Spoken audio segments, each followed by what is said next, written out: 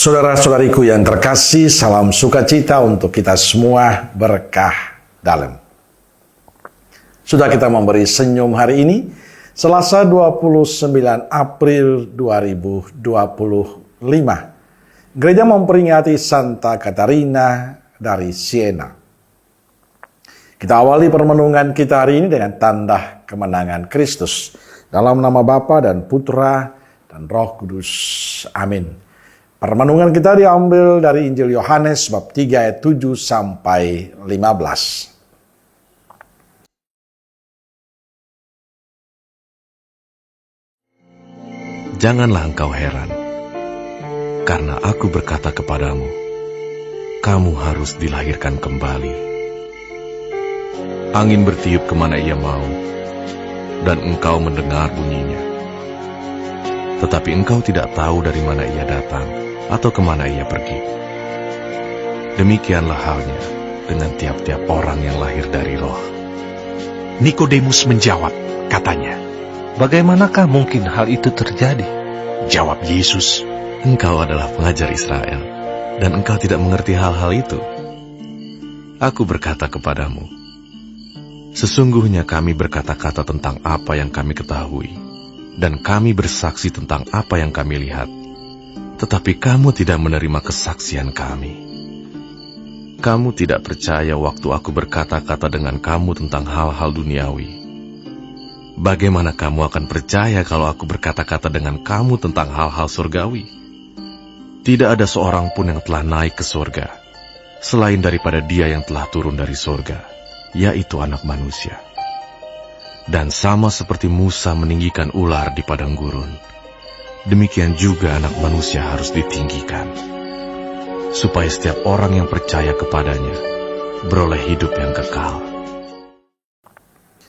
Saudara-saudariku terkasih, Nikodemus heran saat Yesus mengatakan padanya, kamu harus dilahirkan kembali. Bagaimana mungkin hal itu terjadi kalau ia sudah tua? Jawab Nikodemus.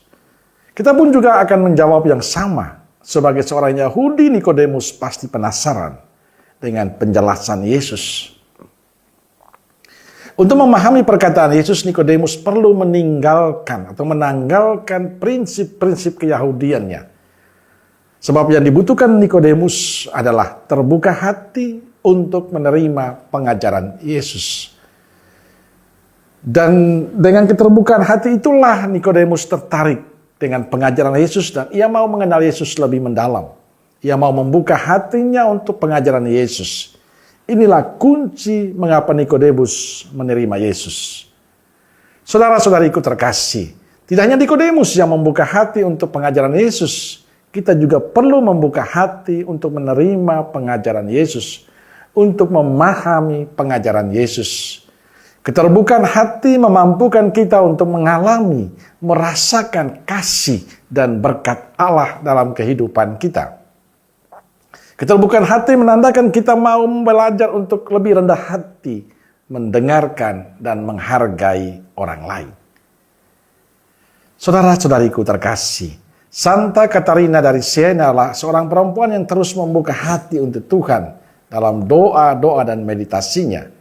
Ia percaya dengan membuka hati untuk Tuhan, Tuhan akan melengkapi semua kekurangan hidupnya dan dipakai Tuhan untuk menjadi berkat bagi banyak orang. Dan itu dibuktikan oleh Santa Katarina dari Siena. Ia tekun membuka hati pada Tuhan dalam doa dan meditasinya. Maka bila ingin berkembang dalam iman, terbuka hati mendengarkan sapaan Tuhan menjadi kunci bagi kita. Dan inilah yang perlu kita perjuangkan terus-menerus dalam kehidupan kita.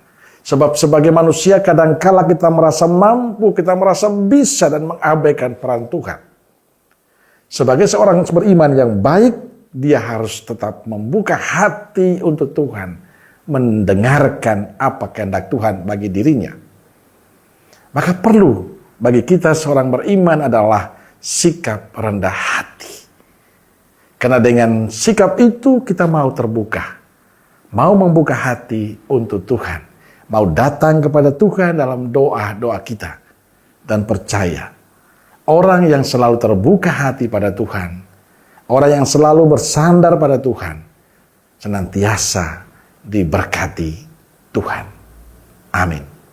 Semoga Allah yang Maha Kasih memberkati saudaraku sekalian, Bapa, Putra, dan Roh Kudus. Amin. Roh Kudus Nazaret, doakanlah kami. Amin. Berkah dalam.